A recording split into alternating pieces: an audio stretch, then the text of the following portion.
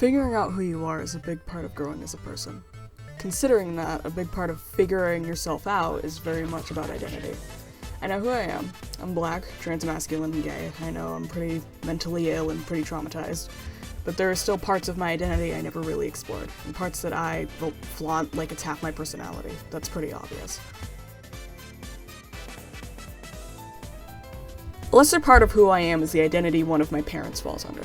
My mom is from Canada, specifically Hamilton, Ontario. We usually go to visit every couple of months. I mean, we're going back to celebrate my graduation in a few weeks.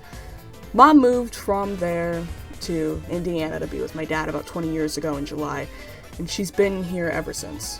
According to the Migration Policy Institute, as of 2021, there are 800,000 Canadians within the US, making about less than 2% of the American population. That doesn't sound like a whole lot, which is true, but it used to be up to 10% back in 1960.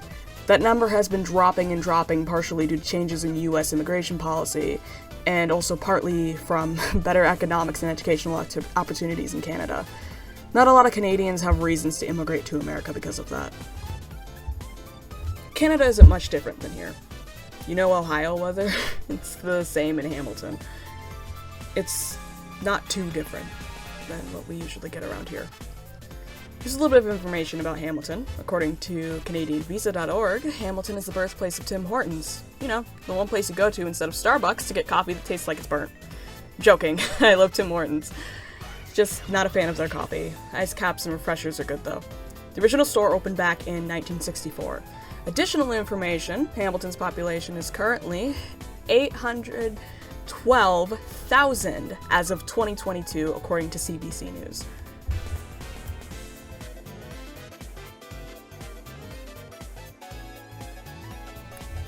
Canada isn't super duper interesting when it comes to things in relation to me and my family. We're pretty boring. Regardless, still love my family. My Canadian family is of Italian origin, so a lot of the food we have is Italian.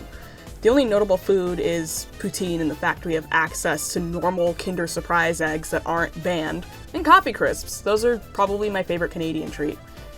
There aren't many holidays that are different, but there are ones that I usually participate in.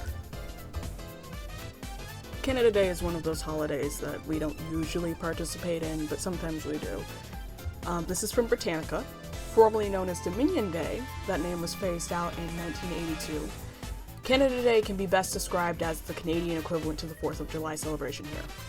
On July 1st of 1867, a dominion between the colonies of North America was approved by the British Parliament.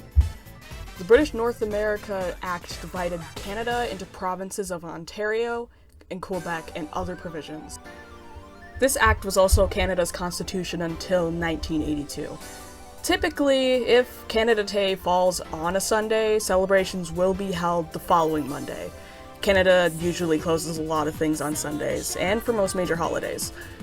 These celebrations typically include fireworks parades and displays of the Canadian flag. It's a lot like how we celebrate the 4th of July with our fireworks shows and parades and United States patriotism. So if you know me, I also do talk about the fact that I do get 2 Thanksgivings during the year. One which is our typical Thanksgiving in November, and Canadian Thanksgiving, which falls in October. This one's directly from Wikipedia because I could not find any other sources on this other than Wikipedia. Thanksgiving is an annual Canadian holiday and harvest festival that falls on the 2nd Monday of October. This is to celebrate the harvest and other blessings of the past year. Thanksgiving in Canada started on November 6th of 1879. Thanksgiving in Canada does not have the same cultural significance as American Thanksgiving, and while Canada has their own issues of native mass genocide, it's not necessarily celebrated for the same reasons. I'm probably gonna mispronounce this because it's French. Just because I'm half Canadian doesn't mean I know French, guys. Samuel de Champlain of France and other explorers did, however, hold feasts of thanks. They formed an order of good cheer and held festivals for their First Nation neighbors.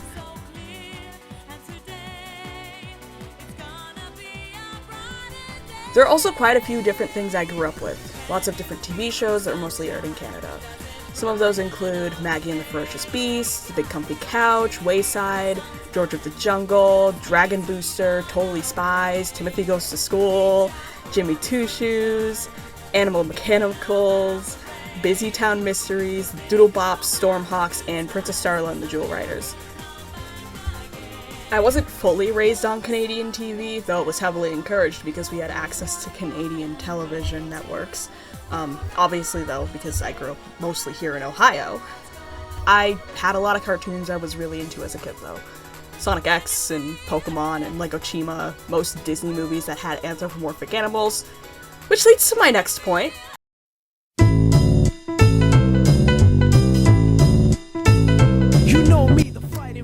Furries.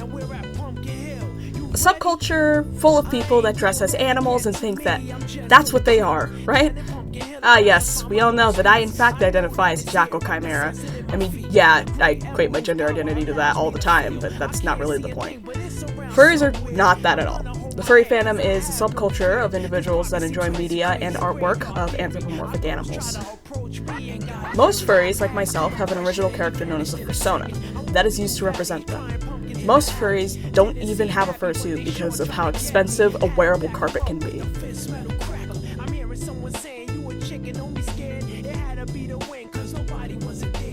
There are plenty of stigmas that surround the community, but I won't really get into that yet.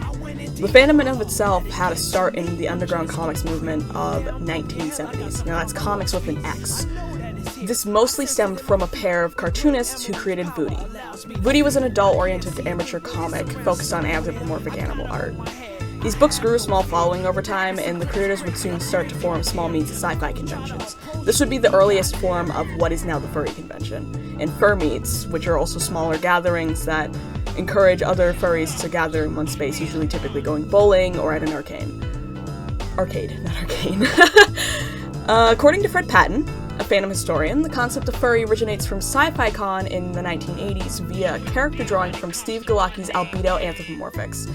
This drawing sparked the discussion of anthro characters in sci-fi spaces and led to a discussion group that formed and met at both comic and sci-fi cons. The term furry was used in fan signs as early as 1983 and became the general name for the genre of anthromedia by the mid-90s. Many others in the fandom argue that the fandom formed much earlier, dating back to the 60s, with the release of anthropomorphic media such as Kimba the White Lion and other things that Disney also helped produce.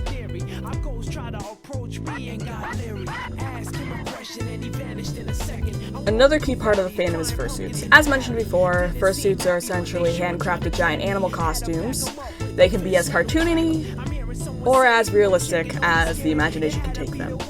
Some of the most popular makers at the moment are Lemon Brat, Beast Cub, Beauty of the Base, Stuffed Panda Studios, Elkcraft, Nefertiti, and Lake Palette. The concept of the fursuit originates years before the term was actually coined. The earliest recorded anthro animal costume is traced back to 1947. A full-body German Shepherd costume was a core role in Edwin Coral's Three Ways to Mecca. The first widely recognized fursuit to appear at a furry convention was made by Robert Hill, an infamous early fursuit maker and former Disney mascot performer. This is Hilda the Bambioid. She appeared at Conference Zero in 1989. The first ever furry convention. Robert Hill is one of the more important figures in furry history, creating fursuits that are the highest quality anyone at the time had ever seen. Robert made several other suits. His earliest, even before Hilda, was Annabelle the Bear, who was made in 1987. Annabelle and Hilda started something that has since exploded and become a huge new art form full of hundreds of makers, including myself. I've been making fursuits since 2016, and my first being made out of cardstock and old towels. Another huge aspect of the community is the Fursona. But what about the non-school appropriate stuff in fursuits? I wasn't going to say anything about it, but let's be real. How many civilizations have we talked about this year that had a huge aspect of sex in terms of just how society functioned and the religion? We're mature enough, we can talk about this.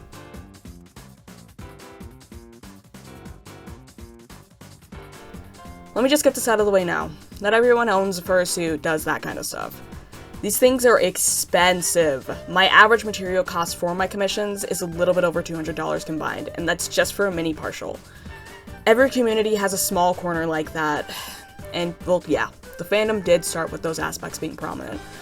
The fandom has since moved away from that being the only thing that it's about. How a lot of the fandom are between the ages of 14 and 19. You can't really expect the fandom to be all about that and allow majority minors to be in here.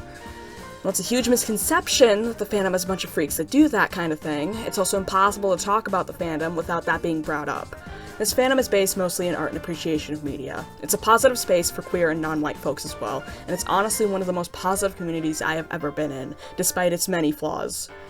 You can be whatever you want and whoever you want to be, and that's the only thing that matters. It's about art, and it's about creativity, and it's about creating something that's beautiful that can be shared with the world. So many people will share their fursuits with kids too as mascot costumes. I even, at Senior Showcase, encountered several kids that actually really did enjoy my fursuit. It's a positive space that can be completely safe for work, and I believe that it's a huge misconception that that's the only thing that this is about.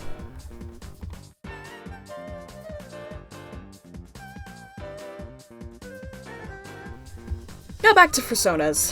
Fursonas are a personalized design that is used to represent yourself in the fandom.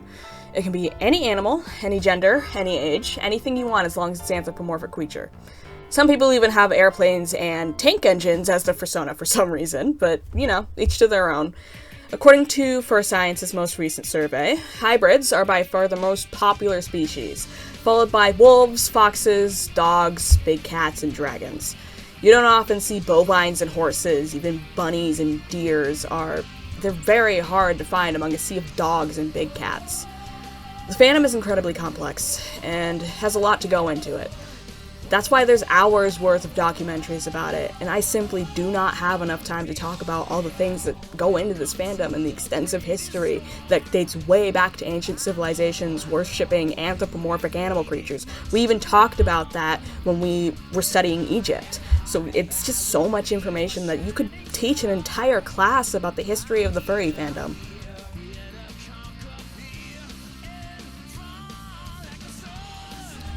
Something I wanted to mention before I end this is my identity. That both being Canadian American and also being furry is incredibly important to me and to who I am as a person. Being in the fandom from the age of 11 has allowed me to explore my identity and who I am. Experimenting with how I represent myself online, from this really weird-looking purple-blue wolf with very poorly drawn anatomy that I drew with a trackpad on a Chromebook as a kid, to the current persona I have, which is a genderless jackal chimera. It's allowed me to explore who I am as a person and just my own gender identity and sexuality and just grow. It's been a lot, and it's been really nice. And just being present in my Canadian family's life has also allowed me to find a different perspective on life and culture, being back and forth between the US and Canada. There's a lot of things that I don't share with other kids around me because I grew up partially going back and forth between the countries. I mean, I didn't even realize that Z was not pronounced Zed until my kindergarten teacher corrected me, because that's the way I was taught. There's a lot of things that just go into this. There's a lot of things about my life that are different than a lot of other people's, and I find that amazing. I think that even though I am incredibly different and I struggled a lot with fitting into certain boxes that other people wanted to put me into as a kid, I didn't even enjoy a lot of the same things that kids my age enjoyed when I was in elementary school. I mean, there were several times that I'd bring strange foods that are technically just ethnic food, like Mongolian food and Chinese food, to school for lunch, and I'd have several kids go, "Ew, that's gross," and they didn't want to talk to me because I liked spinach and because I liked cartoons at the age of 11 still, which I don't understand why that was a whole stigma at the time. My life is a mess, but damn it, it's my life, and I'm gonna make the most of it. I'm gonna do what I want with myself, and I'm gonna be loved for it by whoever comes across me. I'm gonna make something out of myself, and I'm gonna use my influences of being who I am and how I grew up as a way to create a better world for other creative kids. I want other people to look up to me the way that I looked up to several other artists as a kid. I want people to find things in their own identity and culture that are incredibly important to them and helps them form who they are as a person. I'm not going to let anyone tell me who I need to be and who I should be. I'm me. And that's special. It's incredibly special. Like the sun, I run to the heat of day.